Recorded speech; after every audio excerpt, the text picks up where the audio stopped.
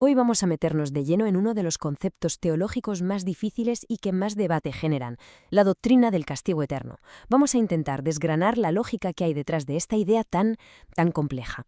Y es que todo arranca con una pregunta que es, bueno, la pregunta del millón. ¿Por qué insistir en un mensaje que casi nadie quiere proclamar y desde luego casi nadie quiere escuchar? Justo en esa tensión es donde empieza nuestro análisis de hoy. Vale, para entender bien este argumento vamos a seguir 5 pasos. Primero, veremos por qué se considera un mandato, aunque sea impopular. Luego, cómo choca esto con lo que la gente piensa hoy en día. Tercero, definiremos qué es exactamente este castigo. Cuarto, y aquí viene lo fuerte, analizaremos si se considera justo. Y por último, veremos la salida que se propone. Venga, pues vamos con lo primero, ese mandato impopular. Es una paradoja, ¿verdad? Un mensaje que suena amargo, pero que el texto defiende como algo absolutamente esencial. La razón principal que se da es bastante directa. Fijaos en la cita. La persona que más habló del infierno en toda la Biblia fue el propio Jesucristo. Así que el argumento es claro, si él le dio tanta importancia, no puede ser un tema secundario. Dejarlo de lado sería como saltarse un capítulo clave de sus enseñanzas. Vale, y esto nos lleva al segundo punto. Porque aquí es donde vemos un cortocircuito total, una desconexión increíble entre lo que dice esta doctrina y lo que la gente cree en la calle. Para que nos hagamos una idea, la fuente cuenta una anécdota que es de verdad para pararse a pensar. El autor fue a predicar a una cárcel de alta seguridad, a presos condenados por delitos graves, y se encontró con algo que no esperaba. Ninguno, pero ninguno de ellos creía que corría el riesgo de ir al infierno. Esto nos da una pista de hasta qué punto llega esa incredulidad. Y ojo, que lo de la cárcel no es un caso aislado, ni mucho menos. Los datos de una encuesta de Gallup lo confirman a lo grande. Mirad el gráfico. Un alucinante 96% de la gente no cree que el infierno sea un destino posible para ellos. El 96% es una cifra brutal. Y para añadirle un sentido de urgencia a todo esto, el argumento saca un dato demoledor. Cada segundo, 2 personas mueren. Y según esta visión, cada segundo 2 personas pasan a la eternidad y se enfrentan a su destino. De repente la teología deja de ser algo abstracto y se convierte en algo que está pasando, ahora mismo. Esta idea de que estamos en una situación muy frágil la capturó perfectamente el teólogo Jonathan Edwards con una metáfora que es potentísima.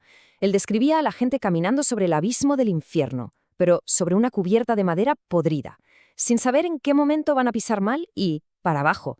Es la imagen de un peligro constante, sin red de seguridad. Muy bien, hemos hablado del peligro, de la desconexión, pero ¿de qué estamos hablando exactamente? ¿Cómo se describe este castigo? Vamos a entrar en la tercera parte, que intenta poner palabras a algo que parece indescriptible. Aquí hay un detalle que es súper importante, y es de dónde viene la palabra Gehenna, que es la que más se usa en el Nuevo Testamento para hablar del infierno. Y es que no era una idea abstracta, era un sitio real. El Valle de Hinnom, al sur de Jerusalén, un lugar terrible, primero de sacrificios de niños y luego un basurero que ardía sin parar. Esa imagen de horror, de desecho, de fuego constante, se convirtió en la metáfora del castigo final. Y partiendo de esa imagen se va construyendo un cuadro con diferentes pinceladas sacadas de las Escrituras que, la verdad, es bastante terrible. No es solo el fuego que no se apaga, hablamos también de tinieblas de afuera, de lloro y crujir de dientes, del gusano que no muere. Es una mezcla de tormento físico, de angustia psicológica y sobre todo de una separación total y para siempre de Dios y de todo lo bueno. Y aquí atención, porque llegamos a un punto que es puramente lingüístico, pero que es la clave de todo el argumento sobre la duración. El texto subraya que la misma palabra griega, aionion, que significa eterno, se usa para describir el castigo de los perdidos y la vida de los justos. La conclusión teológica desde este punto de vista es directa. Si la vida en el cielo es para siempre, el castigo también tiene que serlo. No hay escapatoria lógica.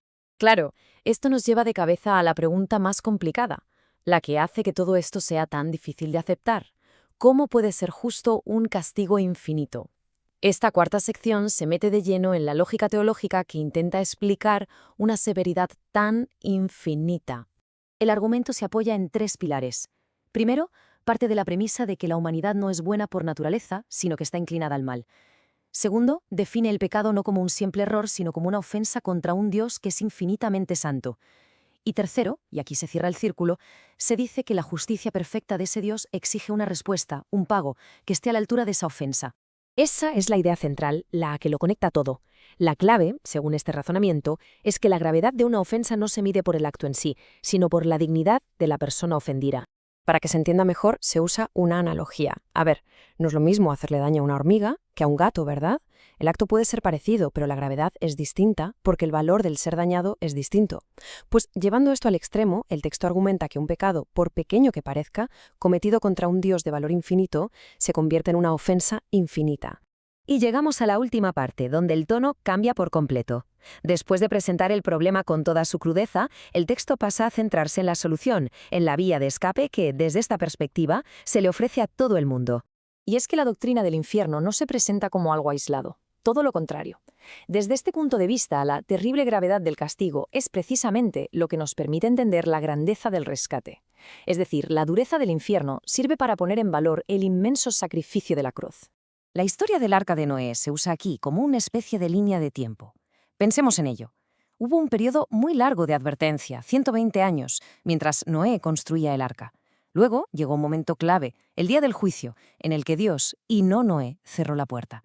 La analogía es que hoy esa puerta de la salvación sigue abierta, pero el aviso es claro. Igual que en el arca, llegará un día en que esa puerta se cerrará para siempre.